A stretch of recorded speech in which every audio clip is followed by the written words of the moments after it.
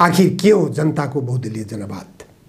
जनताको बहुदलीय जनवाद मार्क्सवाद हो भनेर दाबी गर्नुहुन्छ माधव नेपाल।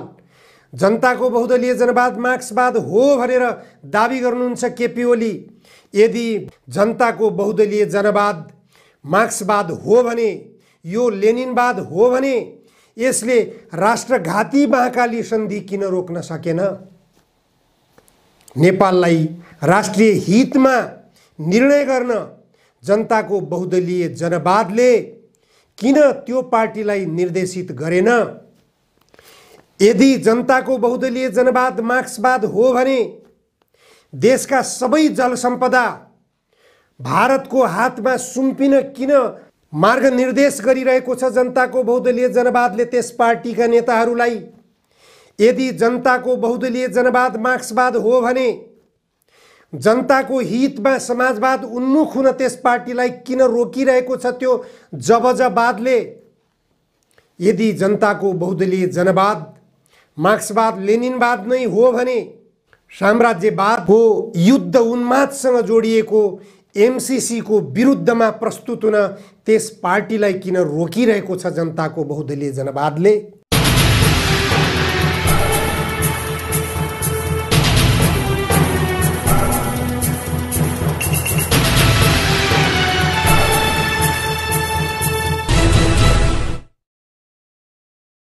आजको जनचासोको 79औं श्रृङ्खलामा जनधारणा खबरमा यहाँहरूलाई स्वागत छ।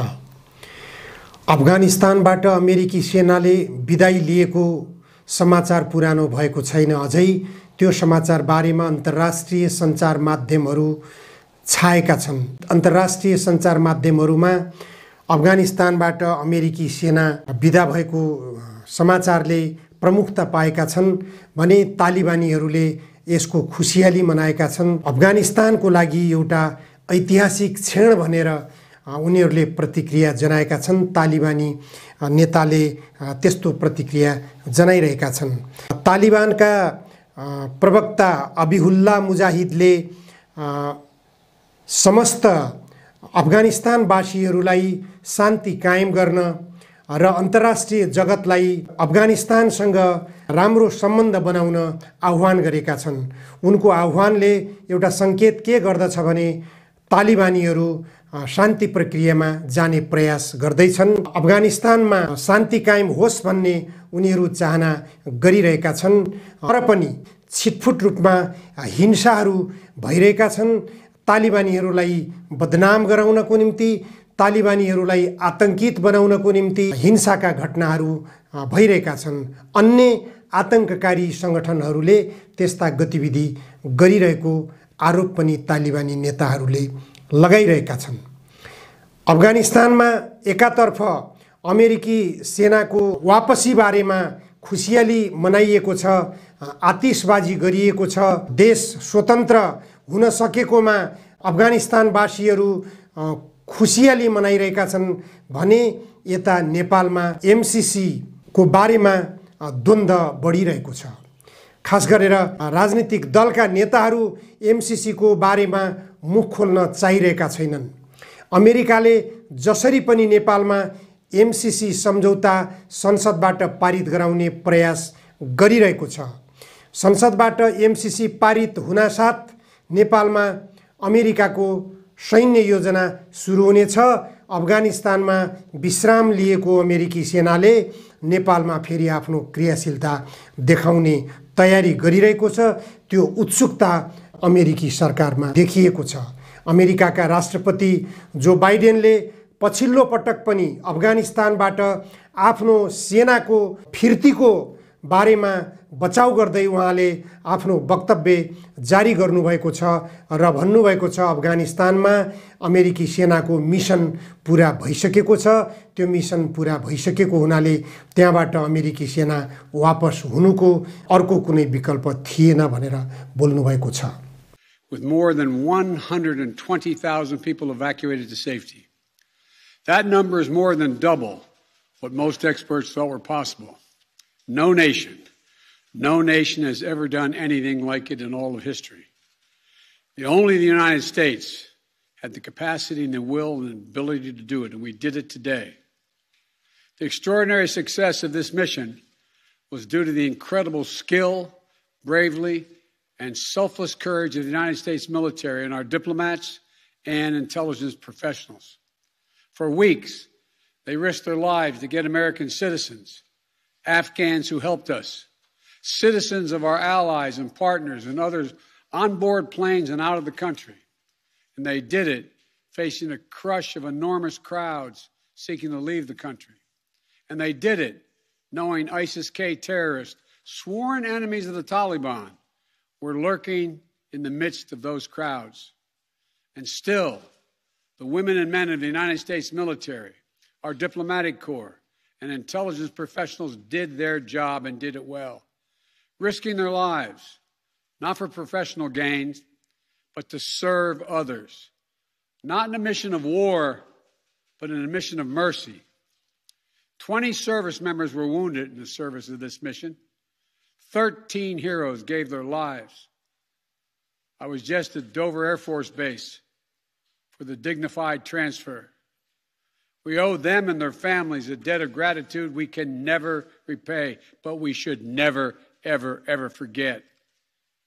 In April, I made a decision to end this war. As part of that decision, we set the date of August 31st for American troops to withdraw. The assumption was that more than 300,000 Afghan national security forces that we had trained over the past 2 decades and equipped would be a strong adversary in their civil wars with the Taliban. अफगानिस्तानबाट अमेरिकी सेना पराजित भएर विदाई भयो अथवा उसको mission पूरा भएर विदाई भयो भन्ने कुरा भोलिका दिनहरुमा यसको परिणाम देखा पर्दै जाला, यसको परिणामले स्पष्ट गर्दै जाला। तथापि अफगानिस्तानबाट बाहिरिएका सेना पाकिस्तानमा आश्रय लिएका छन् भनेर पाकिस्तानका सञ्चार माध्यमहरूले लेखिरहेका छन्। पाकिस्तानमा ती सेना 3000 को संख्यामा अमेरिकी सेनाले आश्रय लिएर बस्नुपर्ने कारण के छ? अमेरिकाले त्यहाँ बस्नुपर्ने आवश्यकता बारेमा आफ्नो पुष्टि गर्नुपर्ने हुन्छ। पाकिस्तानबाट नेपालमा आउने योजनाका साथ यदि अमेरिकी सेनाले त्यहाँ सेल्टर मात्र लिएका हुन् केही समयको लागि भने नेपाली जनताको लागि दुर्भाग्य हुनेछ। एमसीसी सम्झौता पारित गराउन एकातिर अमेरिकाले दबाब दिने, अर्कोतर्फ अफगानिस्तानबाट फर्किए भनिएका अमेरिकी सेना एसियाली मुलुकभित्रै अल्मलिएर बस्ने, यतैतिर आश्रय लिने गतिविधि गरिरहेका हुनाले नेपाली जनतामा त्यसको आतंक सृजना हुनु स्वाभाविक हो। नेपालको राजनीतिमा नयाँ तरङ्ग आइरहेको छ। एकातर्फ सत्तासीन दल 2/3 नजिकको बहुमत पुगेको अवस्थामा विभाजित भएको छ र विभाजित भएको नयाँ नेकपा एकीकृत समाजवादी पार्टीले भर्खरै मात्र पत्रकार सम्मेलन गरेर आफ्नो राजनीतिक दृष्टिकोणलाई सार्वजनिक गरेको छ। एकीकृत समाजवादी पार्टीका अध्यक्ष माधव नेपालले आफ्नो दृष्टिकोण सार्वजनिक गर्ने क्रममा आफ्नो पार्टीलाई क्रान्तिकारी धारमा रूपान्तरित गर्ने दाबी गर्नुभएको छ। तर उहाँले पत्रकार सम्मेलनमा व्यक्त गर्नुभएको छ आफ्नो पार्टी जनताको बहुदलीय जनवादकै लाइनमा जानेछ। केपी ओली पार्टीलाई दक्षिणपन्थी भाषमा पारेपछि त्यहाँ उहाँले पार्टीमा सबै खालका मूल्य र मार्क्सवादी मूल्य र मान्यतालाई तिलाञ्जली दिइसकेपछि व्यक्तिवादमा चुर्लुममा डुबेपछि अनि व्यक्तिवादी अहंकारको घोडामा सवार भइसकेपछि त्यो पार्टीलाई आफ्नो निजी कम्पनीको रूपमा ठानिसकेपछि जनताका बहुदलीय जनवादका सबै मूल्य र मान्यतालाई तिलाञ्जली दिइसकेपछि र त्यसपछि क्रान्तिकारी योद्धालाई त्यो पार्टीबाट निष्कासन गरिसकेपछि त्यसका विरुद्धमा विद्रोह गर्ने बाहेक हामीसँग अरु कुनै विकल्प भएन। इतिहासमा यस्तो धेरै भएको छ। नेपालकै कम्युनिस्ट आन्दोलनमा पनि भएको छ। अनि समूहबाट पनि विद्रोह गरेर विद्रोही समूह अगाडि बढेको छ। स्वयं नेकपा माओवादीले पनि विद्रोह गर्यो देशको महत्त्वपूर्ण शक्तिको रूपमा त्यो उदायो, अगाडि बढ्यो। इतिहासमा यस्तो हुने गर्दछ, विश्वमा पनि त्यो भएको छ। स्वयं कार्ल मार्क्सले विद्रोहको अगुवाई गर्नु परेको थियो।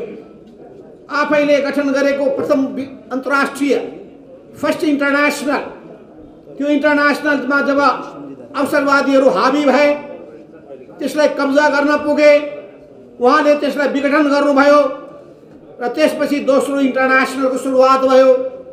दोस्रो इन्टरनेसनल, दोस्रो अन्तर्राष्ट्रियमा पनि जब अवसरवादीहरू हावी भए अनि लेनिनले त्यसलाई विघटन गर्नुभयो, तेस्रो इन्टरनेसनलको उहाँले सुरुवात गर्नुभयो।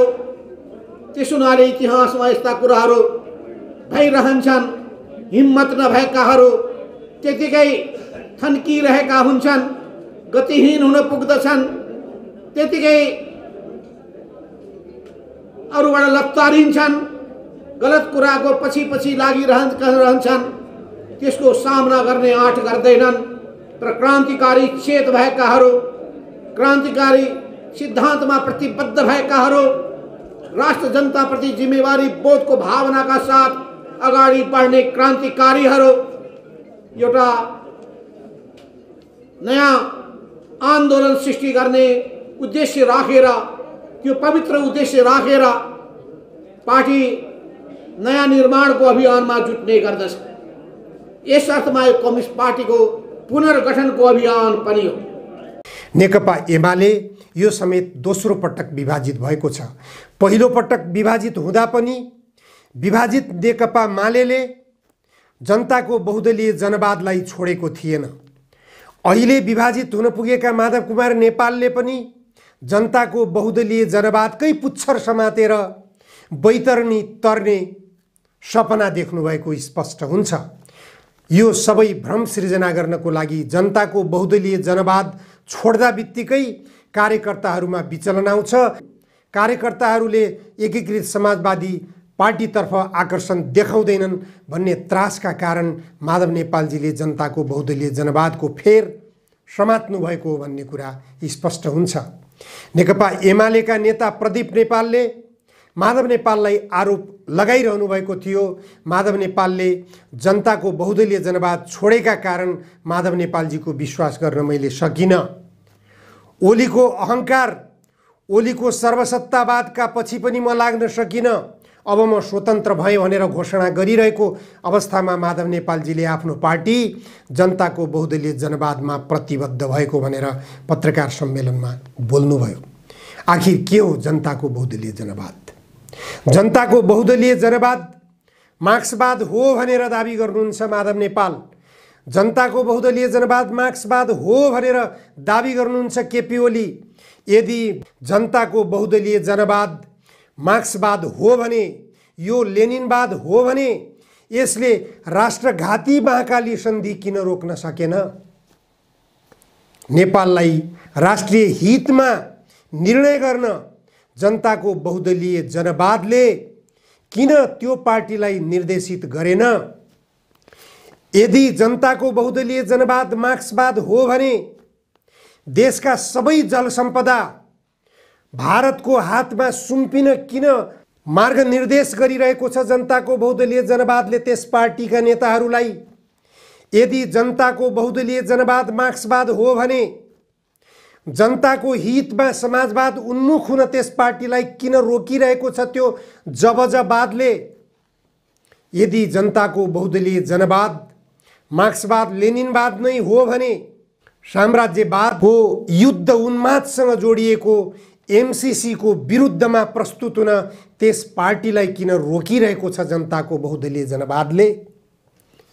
धेरै दृष्टान्तहरू छन्। यदि जनताको बहुदलीय जनवाद मार्क्सवाद हो भने भारतीय विस्तारवादले सीमा अतिक्रमण गरिरहेको छ, नेपाली भूमिमा सैनिक क्याम्प राखेको छ, त्यसको विरोध गर्न किन रोकिरहेको छ त्यस पार्टीका नेताहरूलाई? यदि जनताको बहुदलीय जनवाद मार्क्सवाद नै हो, लेनिनवाद नै हो भने त्यस पार्टीका कार्यकर्ताहरूलाई नाङ्गो बादशाहको स्तुतिमा रमाइरहेका बादशाहका चाटुकारको पृष्ठभूमिमा त्यो भूमिकामा नेकपा एमालेका कार्यकर्ताहरूलाई किन लम्पसार बनाइरहेको छ? जनताको बहुदलीय जनवाद मार्क्सवाद होइन। जनताको बहुदलीय जनवाद अवसरवाद हो। जनताको बहुदलीय जनवाद साम्राज्यवादसँग लम्पसार बनाउने विचलन हो। त्यो विचलनले साम्राज्यवादका सामु नेताहरूलाई लम्पसार बनाइरहेको छ। त्यो विचलनले नेताहरूलाई संसदीय दलालवादमा डुबुल्की मार्न मनोरञ्जन गराइरहेको छ। त्यसकारण जनताको बहुदलीय जनवादले नेकपा एमालेलाई डुबाउँदै लगेर आजको अवस्थामा पुर्यायो। यदि जनताको बहुदलीय जनवाद मार्क्सवाद लेनिनवाद नै थियो भने त्यो जनताको बहुदलीय जनवादले 2/3 निकट बहुमत प्राप्त गरेर सत्ता प्राप्त गरेको डबल नेकपालाई निश्चित रूपमा संविधानले निर्दिष्ट गरेको समाजवादको बाटोमा लाग्न प्रेरित गर्ने थियो। त्यो बाटोमा लागेर वैज्ञानिक समाजवादको ढोकामा प्रवेश गर्न निर्देशित गर्ने थियो। त्यसैले स्पष्ट हुन्छ जनताको बहुदलीय जनवाद मार्क्सवाद सम्मत छैन। तर मदन भण्डारीले संसदको रोस्ट्रम घेराउ गरेर टनकपुर सन्धिका विरुद्धमा आवाज घन्काउनु भएको थियो। साम्राज्यवादको दलाली गर्ने, विस्तारवादको दलाली गर्ने, सामन्तवादको दलाली गर्ने, आफै सामन्त बन्ने गन्तव्यमा नेकपा एमालेका नेताहरू लागेका छन्।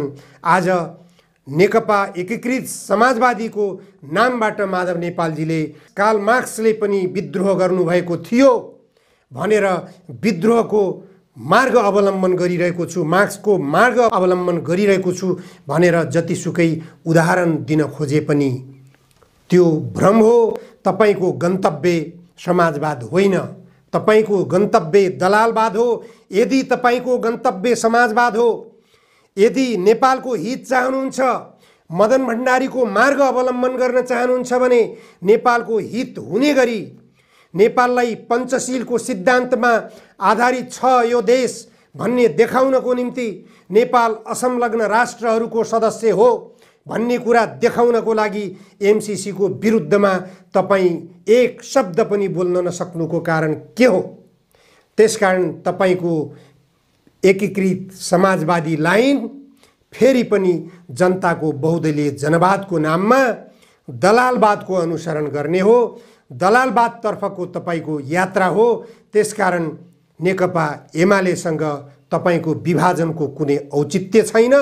बरु नेकपा एमालेलाई सङ्गठित बनाएर, यो शक्तिलाई सुदृढ बनाएर, यो शक्तिलाई समाजवाद उन्मुख बनाएर यो देशलाई साम्राज्यवादको विरुद्धमा अग्रसर बनाउन नेकपा एमालेले योगदान दिन सक्ला। तपाईको एकीकृत समाजवादी पार्टी र नेकपा एमाले विभाजित भएर यो देशलाई गन्तव्य समाजवाद असम्भव, यो देशलाई साम्राज्यवादका विरुद्धमा सङ्गठित गराउन पनि तपाईहरू सफल हुनुहुने छैन। छुट्टा छुट्टै चुला चौकाले तपाईहरूलाई स्वादिष्ट खाना, स्वादिष्ट भोजन, स्वादिष्ट परिकार बनाउला, तर नेपाली जनतालाई स्वादिष्ट लाग्ने समाजवादको गन्तव्यमा पुग्न सक्नुहुने छैन। साम्राज्यवादका विरुद्ध तपाईहरूको लडाई सफल हुने छैन। तपाईहरू संसदीय भाषमा जाकिने गन्तव्य हो जनताको बहुदलीय जनवाद। यसबाट माथि उठ्नुहोस्। गन्तव्य समाजवाद हुँदै वैज्ञानिक समाजवादको ढोका खोल्नुहोस्। आजलाई यति मात्र। धन्यवाद।